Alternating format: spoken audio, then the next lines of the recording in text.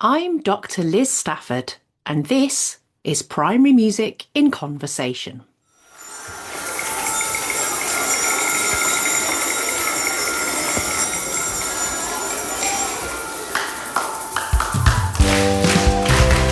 My guest for this episode is Karen Creed from Great Linford Primary School in Milton Keynes.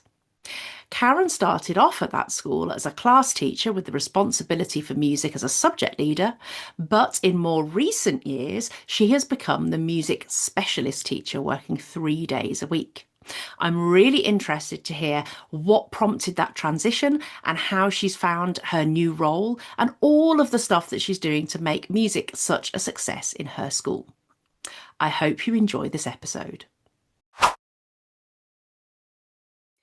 So, welcome, Karen, to Primary Music in Conversation. Could you please just introduce yourself to our listeners?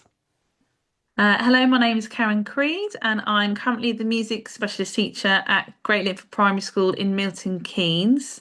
We go from early years to year six, and there are two classes per year group. I've only been in my music specialist teacher post for this will be my third year this year, but before that I was music coordinator for several years for my current school and my previous school, and I've been doing those types of roles for about 7, 8 years plus, so a fair amount of time. So yes. Brilliant. So, you're kind of really in the zone with your music and have been for a long time, then, by the sounds of it.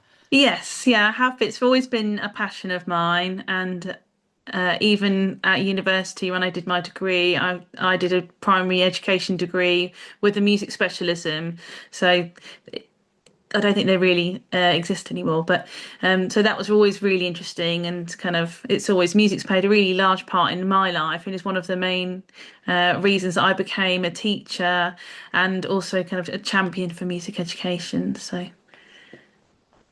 Great. Actually, before we talk about your school, I'm really Yeah. interested in the PGCE. Just what did that look like when you did your training, the music specialism? Like, what kind of content was there in there? How much sort of support did you get for that? So I did a Bachelor of Education degree. So it's 4 years at University of Plymouth. So they offered specialisms. So I did a music specialism, and that what that looked like was doing specific units solely based around music education. So kind of one of our main units was music education in the classroom, and composition was one of those elements, which was extremely well presented, and it was very interesting. So we did lots of units on there. We did our own compositions, and we also did kind of parts of what you would maybe do in a music degree performance side, on our kind of main instruments. So bringing all those things together and how you can put those into practice in the classroom and in different settings, and that was really interesting.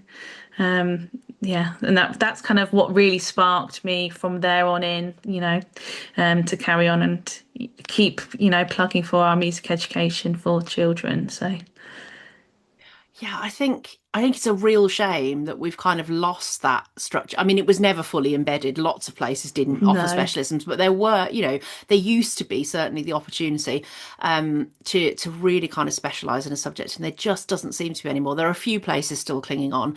I think it's a real shame. I think all the problems that we have with music in primary schools could be solved by just putting more music content into BEds and PGCs mm, genuinely. I mean, other than your budgetary constraints, which clearly that wouldn't fix, pretty much yes, everything else could be fixed before they became problems. And it's a shame that we don't, particularly when we're recording this now. Obviously, mm, it's in the yes, week that the curriculum review has come out, and yes, yeah, it's highlighting all the problems, and it's saying we're going to change the curriculum, we're going to do this, but the bit before anybody gets to teaching the curriculum, in my opinion, is the bit where we need to put the input. And that course sounds fantastic, and it's a shame that we're not pushing for more of that in terms of kind of education policy, in terms of what we actually put into initial teacher training, initial teacher education. But we yeah, can't fix that, can we? yeah, We can only no, fix not at the we can only moment. fix what's happening, in our little worlds. And so you are now in charge of music at Great Linford Primary. I'm interested to find out. So you started there as a class teacher, is that correct? Yes, yep. I was class teacher, but I coordinated music across the school.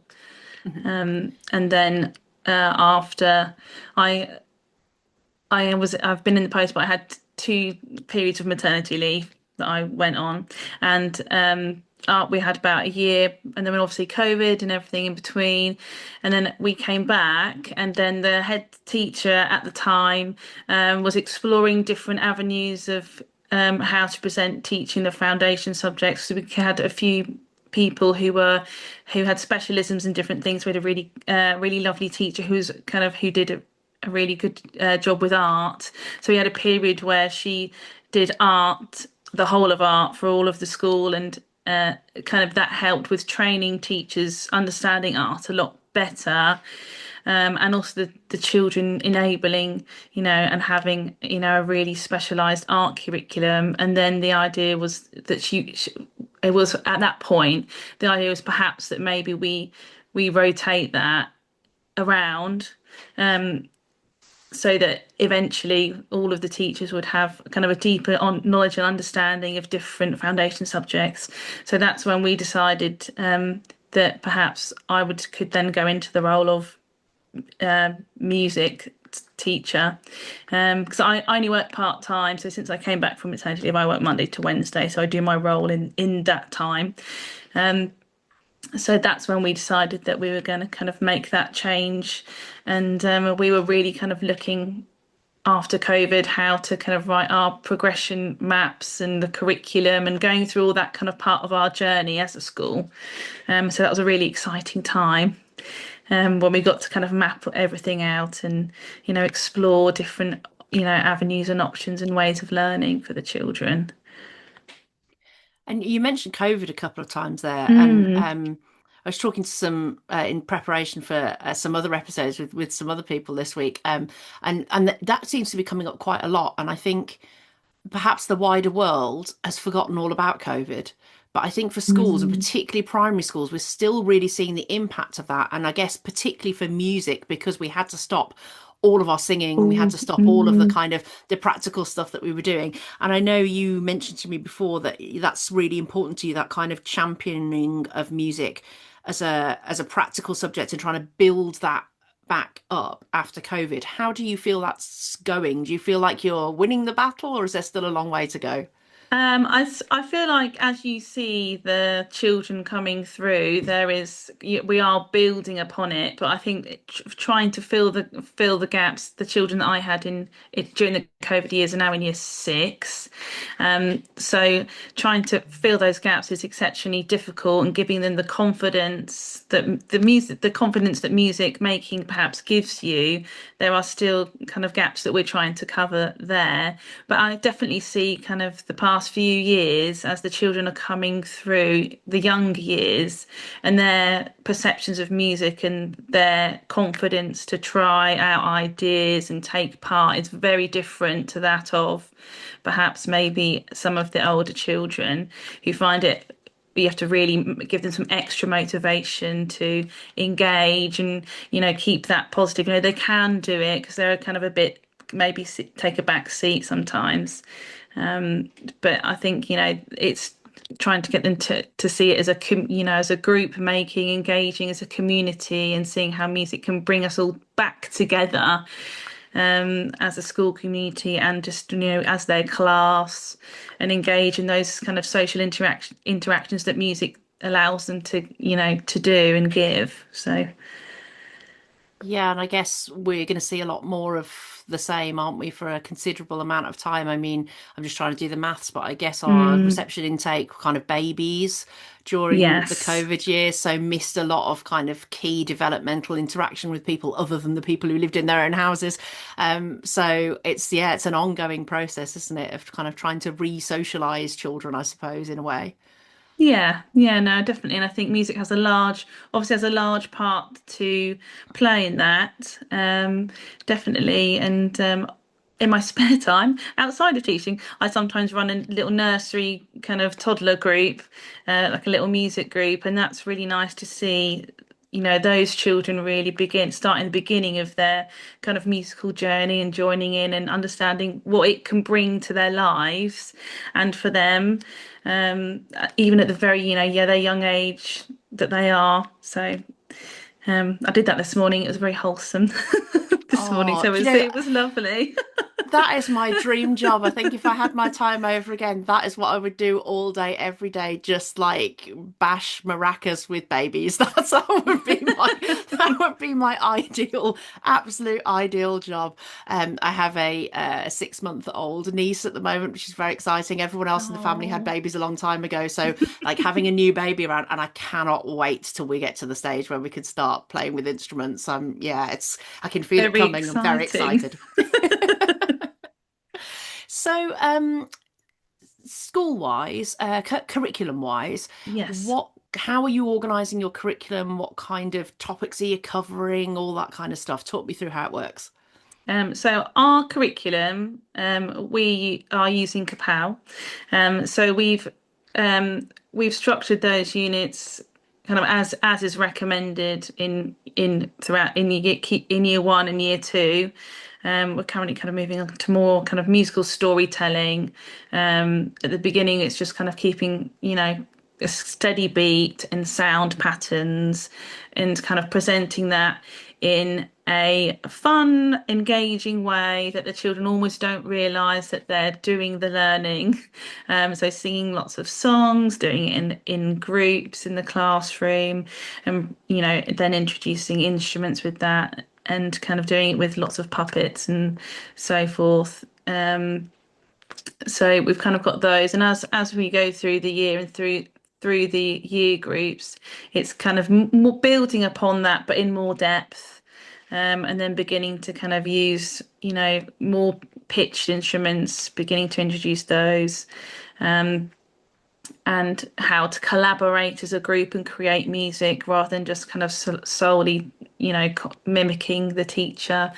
So beginning to kind of inspire their more exploration and their creativity and how to do that. Because that is certainly one thing I've come across is that they don't know how to try out their ideas. They haven't been modeled how to try out ideas in music. You can't just say, oh, off you go. You have to show them how we were doing the chime bars in year three, and just showing them how to compose a melody, so putting them in order, and then, oh well, if I change them like this, I'm going to play it again. Or do I like that? Or maybe I'll see what it sounds like if I change it again. Does it have a different mood? Does it change? How about the durations of different notes? So really explaining to them how to do that and adapt,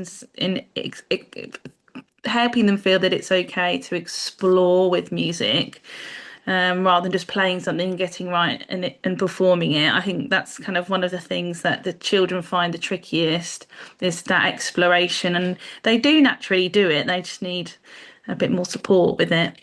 So that's kind of something really exciting that we're doing. And then as we move into year five and year six, we've just started musical theatre, which is really exciting, especially with Wicked coming out. It's like the perfect timing.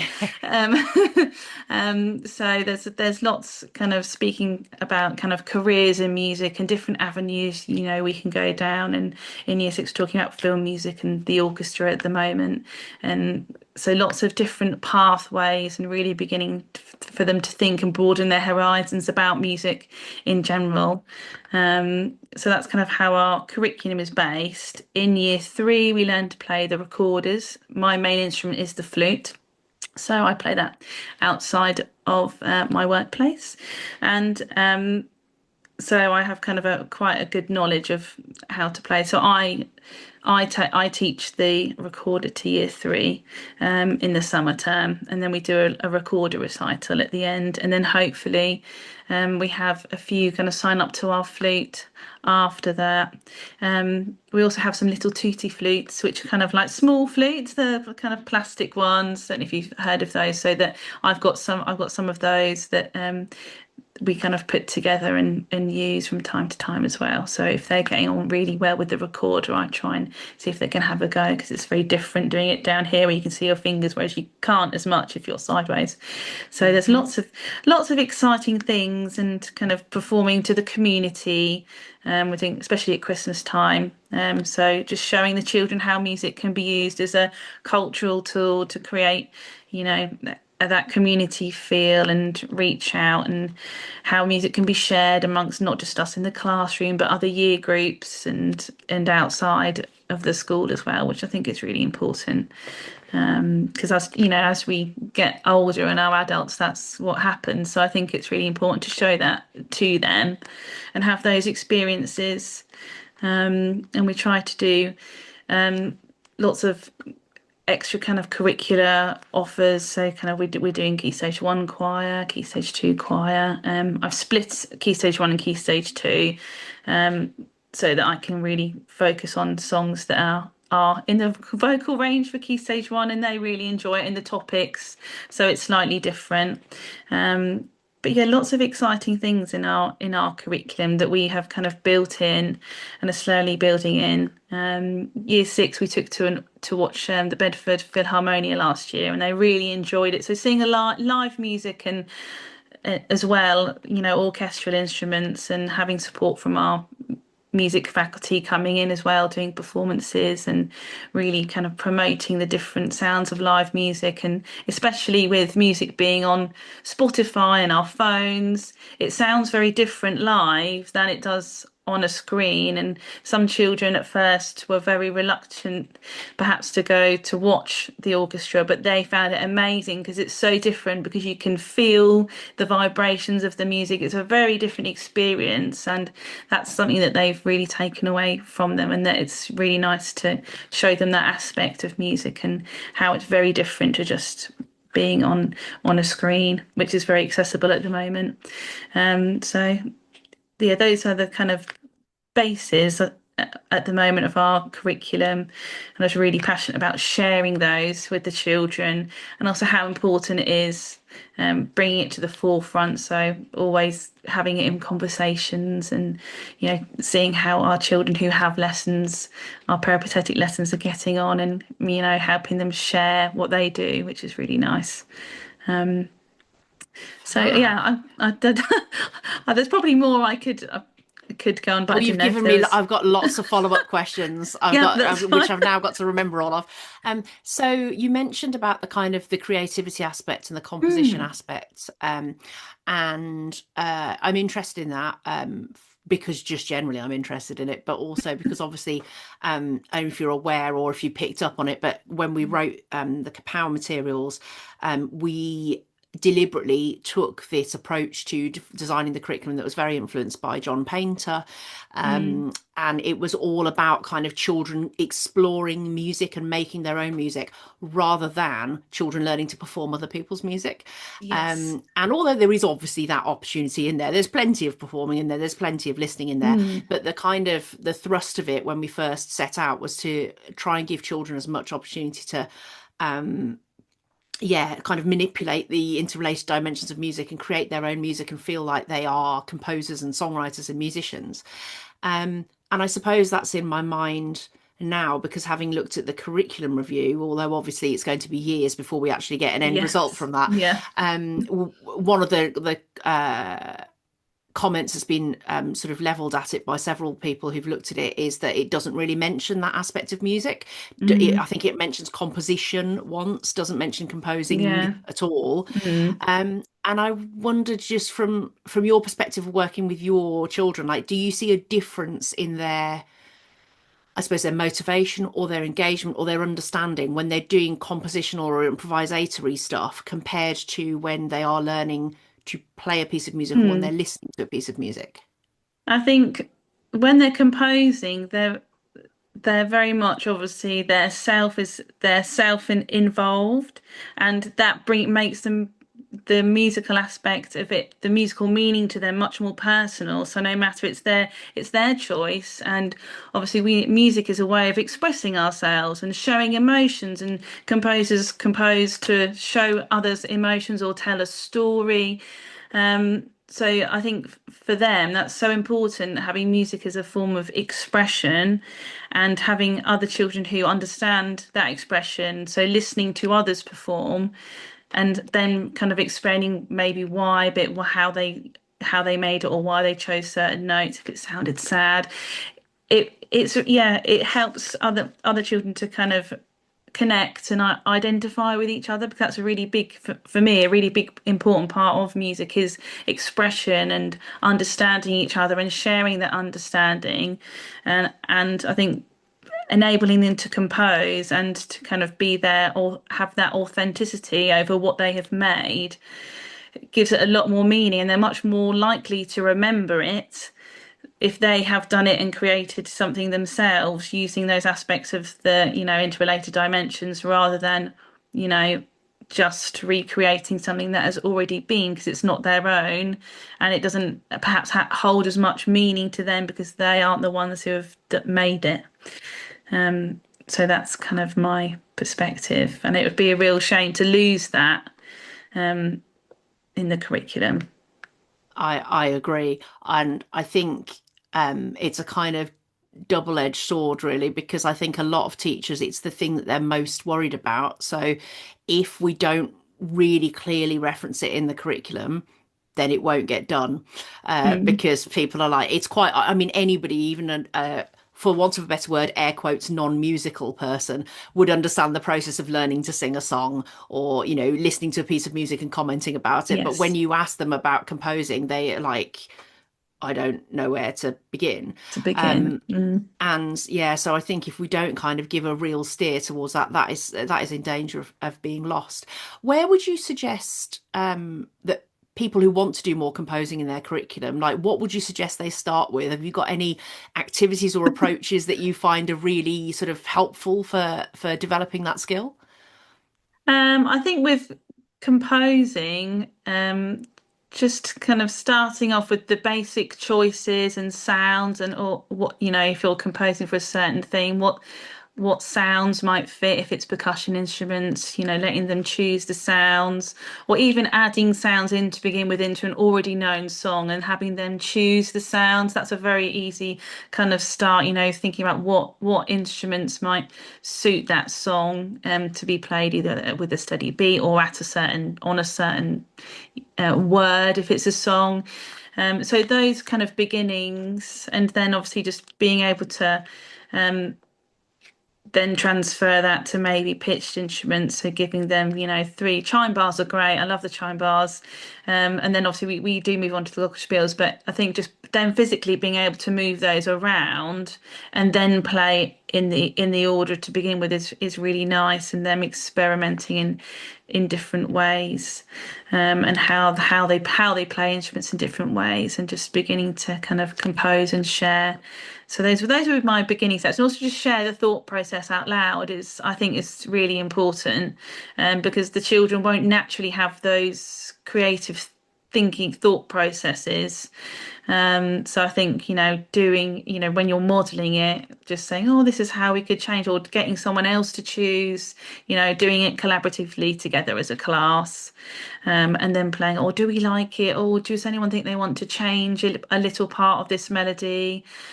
So just, and then playing it through, or do you think that sounds right? What could we maybe do at the end, to make it sound like the end? Does this sound right? Does this sound right? So you're obviously not formalizing, how the end should sound if it's a perfect cadence, but just generically then thinking, oh, does that sound finished or does it sound unfinished? So those types of strategies, I'd say, would just be to kind of introduce it in those ways. Yeah, and I Um, think those are things that everybody can do because everybody does know because music is all around us. You know if a piece mm, of music sounds finished or not. You might not know how to create that or what the theory yes. behind it is, but through a process of experimentation, you will be able to get your piece to sound like it's finished. Yes. And I think people overcomplicate composing, Mm, because we think of these kind of, you think you have to be Mozart or Beethoven, yeah. but actually it's just making stuff up, and it's the only part of the curriculum that nobody can tell you you've got it wrong, because you just go, well, that's how I wanted it to sound. And yes, exactly. And I think it's having the children, realise that that's fine. They can do it in any way. It doesn't matter. That's okay for it not to matter that doesn't sound like something. And that can be quite difficult for some children. So even just giving them, a couple of notes to start with might help them, and scaffolding that experience for them if they struggle with that. So. Yeah, I agree. And I hope people listening have taken lots of ideas from that and are going to go back into school reinvigorated to try a bit of composing. In terms of so you talked a little bit about your extracurricular, but just talk us through Yes. that again. So you've got instrumental lessons happening, you've got choirs and things. What's going on? Yeah, so we've got our peripatetic offerers run by the Milton Keynes Music Co-op. So they come in and they provide the instrumental lessons. We also have Rocksteady who come in on a Monday and they do more of a band setup. Um, and then I run a Key Stage 1 choir kind of this side of Christmas, and then I run a Key Stage 2 choir from January onwards. We have done the Voice in a Million singing trip, but we're alternating it this year because it's our school's birthday this year, so we're going to do something special for that instead this year. So alternating it with those experiences, and then I teach recorder in year 3 is our whole class project for 2 terms. And then we have a recorder recital at the end. And then I also run some concerts throughout the year. So those children that are learning an instrument in school, if any of them are having private, I know some of them might have go on to have private lessons. They will then come and do our kind of winter concert and our summer concert. Just to kind of celebrate those things as well. And we tried to have performance opportunities for kind of each year group to parents. So we obviously got the Christmas nativities, and year 1 do a Christmas performance, which is more using the arts, so ballet, poetry, and playing some instruments. And in year 3 we do our recorder recital. Year 4 we do a samba carnival performance. We get all dressed up in colourful clothes in the hall and do a nice samba carnival, which is really exciting. Make lots of masks and perform those to parents. Year 5 we're going to the theatre, which is really nice, and doing some kind of performances to some younger years. And year 6 we're going to go to the orchestra and watch them, and then they've got their year 6 leavers performance. So building upon their kind of performance skills from year 5, and at the end. So there's lots going on, and I feel like the children are really positive and they look forward to things that are maybe coming later on. And sometimes we'll talk. I'll say some of the children in year 2 who we're looking at musical storytelling of the Three Bears. We watched an orchestral performance, and they were really excited because I had some of the instruments in the music cupboard so they could see what they actually looked like in real life, and how big they were and how heavy they were. And they especially liked me trying to play the trombone, which is not my instrument. So that was enjoyable for them. So having a go at those and kind of introducing those, which is really nice. So yeah. So you mentioned the Milton Keynes Music Co-op, who are part of the wider Mm. hub there. What's your Yes. role within the hub? What do you have to do with the hub provision? So we are the hub is now called the Milton Keynes Music Faculty. So the music cooperative provide the instrumental lessons. So there are peripatetic teachers who then obviously come into schools through that company, and that cooperative. And then we've got the music faculty, is like what used to be called the music hub, because now we've got our super hub of Bedford, BLMK Music Hub, Bedford, Luton, and Milton Keynes. So we've got like a super hub. So lots going on there. And my role within that is I'm a partner lead school with Jonathan. I think he's been on here with you before. So I'm kind of, because I work part time, I'm kind of like an extra an extra one adding. I'm on the other side of Milton Keynes as well. So kind of my area is obviously I'm kind of fairly new, but I've come from both sides of being in the classroom and Mhm. coordinating, and then also moving into the specialist teaching side. So currently I'm partner lead school with Jonathan, and then we've kind of been meeting with the as a super hub. We've had one meeting already, which is really exciting, just talking about lots of different possibilities for music all across those areas. So there's lots going on, and also we've got our Milton Keynes Music Partnership panel, where we talk about provision for music education and music in general and the arts across Milton Keynes in all different areas, and bringing those together, because I think that's really important, especially if you've got local venues like different theatres. We're lucky enough to have obviously the main Milton Keynes Theatre, and we've got the Stables, which is quite close by, and obviously having everyone together as a team and then trying to coordinate and share those opportunities and exciting things going on to other schools and what could be happening and what training is offered is is really important. So kind of beginning to come together as a team, and obviously get other schools involved.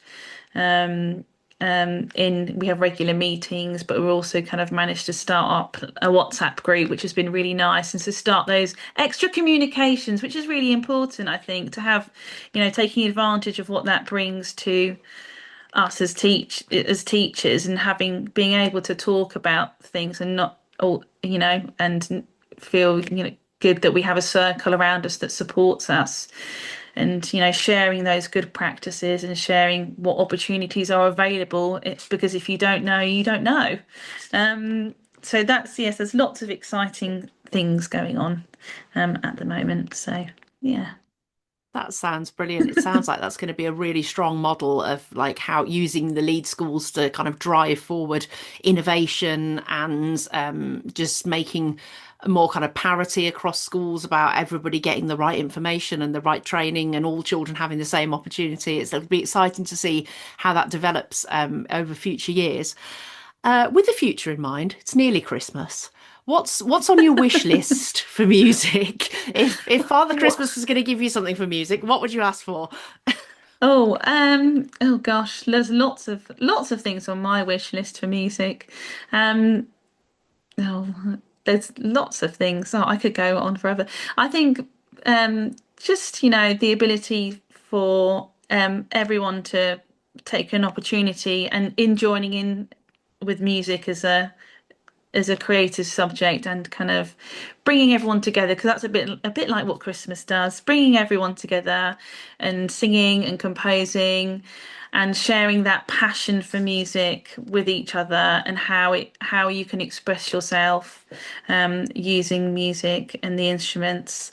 So that would be my wish, is everyone having a chance and the opportunity to be able to do that, and all children having access to music education and the opportunity to have that to to a high standard, and enjoying it, and hopefully it bringing them something for their self-worth, and whether that being they have a career, or whether that being they just do it in their free time, all of those things, I think. So yeah, that would be mine. It's quite a big one really, but only a little Christmas present. I have no doubts that you will be able to get that happening, Karen. I don't think you need Santa or his elves. I think you're going to be able to do that all by yourself. Thank you so much for your time today. I really enjoyed talking about music in your school, and I know our listeners will have got loads out of that. So thank you very much, Karen Creed.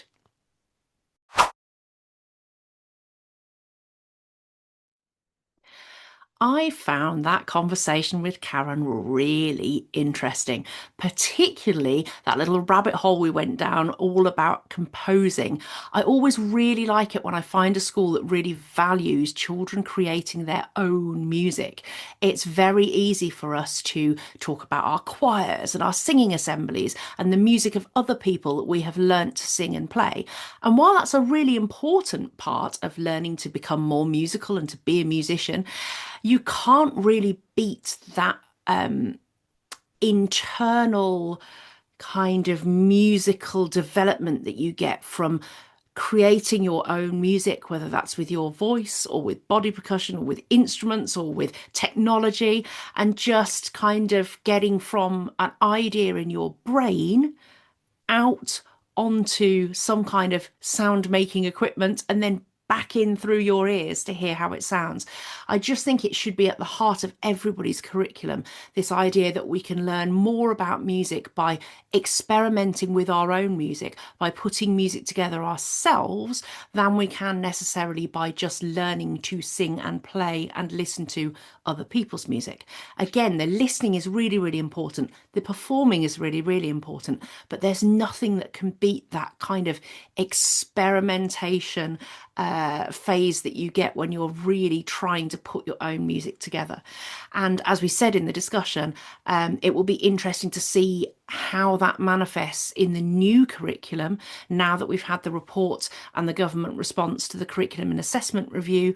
We know that that curriculum is not going to come out until spring 2027. And we also know that on historic information, spring could probably mean June to the DFE, let's face it, for implementation in September 2027. Even if it does come out early spring, that's quite a tight turnaround time, I think. And it'll be interesting to see what that curriculum looks like and what the place of that creative music making, music creation act is, because from certainly the wording of the review and the government response, I'm not getting a big feeling that, composition, improvisation, making your own music, experimenting with music is going to be given as high a priority as I would perhaps like. But of course, we don't know. We don't know what's going to happen. We don't know who's going to write it. We don't know what conversations are going to be had between now and spring 2027. So we'll all be on tenterhooks to find out. But I hope if anybody who has any power is listening to this podcast, I hope you take that on board, that we really need to make sure that we are thinking about giving children those skills and opportunities to compose their own music. I hope you enjoyed that episode. You can subscribe to our podcast wherever you're listening, or if you're watching us on YouTube, you can also subscribe right there. There you can also join our mailing list. You will find information in the podcast notes or underneath the video on YouTube for how to do that. You can follow us across socials. We are at Music Ed Solution on pretty much every social media channel that's been invented, and we would love to hear your reactions to this and all of our other episodes. We still have loads more to come for season 2, so please do join me again for episode 3 in 1 week's time. Primary Music in Conversation is presented by Dr. Liz Stafford, edited by Kay Charlton, and produced by Music Education Solutions.